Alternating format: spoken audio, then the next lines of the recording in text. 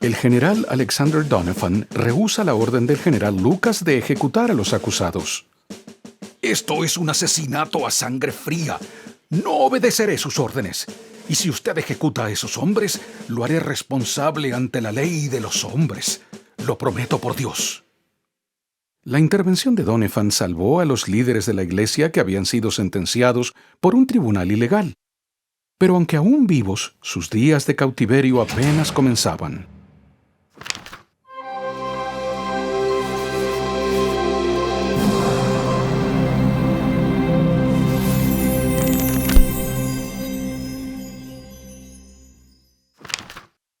Esos hombres eran inocentes de todo cargo, pero cuando el odio tiene precedencia, la inocencia desaparece.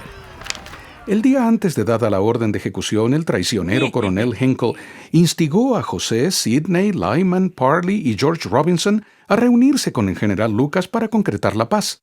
Al partir después de la reunión con Lucas, esos hombres no se enteraron del engaño de Hinkle hasta que ya era tarde, cuando fueron rodeados por un populacho violento que bruscamente los entregó al general como prisioneros. Otros líderes, entre ellos Hiram, también habían sido capturados. Fueron llevados a Richmond, donde se les mantuvo encadenados en una casa vacía por más de 2 semanas. Allí fueron tratados horriblemente, debiendo oír el lenguaje repugnante de los guardias que contaban las atrocidades cometidas contra las mujeres y niños de los santos. Parley vio cómo el profeta se ponía de pie indignado para reprender a los guardias diciéndoles: ¡Silencio, monstruos del infierno! En el nombre de Jesucristo les mando callar. No toleraré por un minuto más tal lenguaje. Cesen de hablar de ese modo, o ustedes o yo moriremos en este instante. Los atormentadores callaron de inmediato. Más adelante José dijo a sus compañeros: «Tengan buen ánimo, hermanos. Escuché la voz del Señor anoche, y aunque muchos suframos durante este cautiverio, ninguno de nosotros morirá».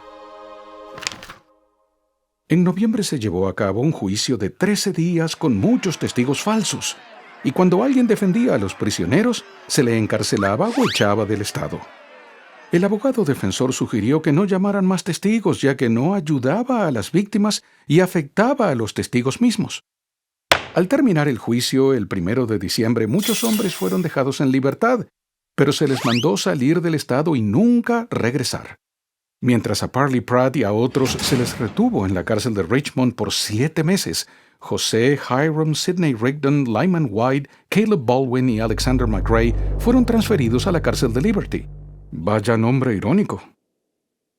Las condiciones de ese lugar eran horrorosas, por cierto. 6 hombres estaban apretados en el pequeño sótano, durmiendo sobre paja en un piso de piedra, con 2 pequeñitas ventanas descubiertas por donde entraba muchísimo frío, pero muy poca luz. No tenían privacidad, ni fuentes de calor, y solo algunas mantas que compartían entre ellos, y un solo cubo como inodoro. Pasaban mucho frío, y la poca comida que les daban era horrible. Todo eso se sumaba al olor y al miedo y a la preocupación de que sus familias y amigos estaban siendo corridos del estado. Los prisioneros pasaron semanas orando por respuestas y guía. José dijo: «Oh Dios, ¿en dónde estás? ¿Hasta cuándo se detendrá tu mano?» Por meses, la respuesta era que estuvieran tranquilos y confiaran en Dios. Pero mientras el profeta escribía cartas a la iglesia en marzo, el Señor empezó a responderle en forma personal y profunda, diciéndole que tuviera paz en su alma, que su adversidad y aflicciones no serían más que por un breve momento, y que triunfaría sobre todos sus enemigos.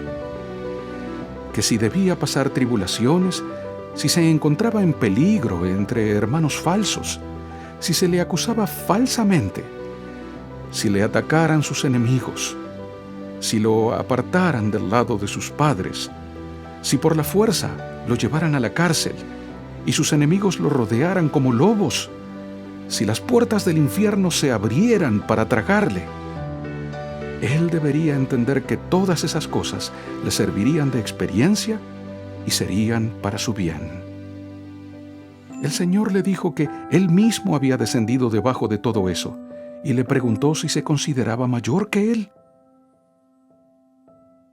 El 6 de abril de 1839, aquellos inocentes fueron llevados ante un tribunal. Pero al llegar y encontrarse con la multitud exasperada, abogados bebiendo y el mismo juez prejuicioso anterior, supieron que no se haría justicia y pidieron ser juzgados en otro sitio. Milagrosamente, les fue concedido su pedido. Algunos misurianos estaban cambiando de opinión y querían dejar sin efecto las acusaciones por sentir que quizás los prisioneros eran inocentes. Después los hombres fueron ante un tribunal en otro condado acompañados por un comisario y 4 guardias. La noche siguiente, el comisario se acercó a los prisioneros y les dijo: Me beberé un buen trago y me iré a dormir. Y ustedes pueden hacer lo que se les dé la gana. Entonces el comisario y 3 guardias se emborracharon y el cuarto ayudó a José y a los demás a ensillar 2 caballos y marcharse a su nuevo hogar.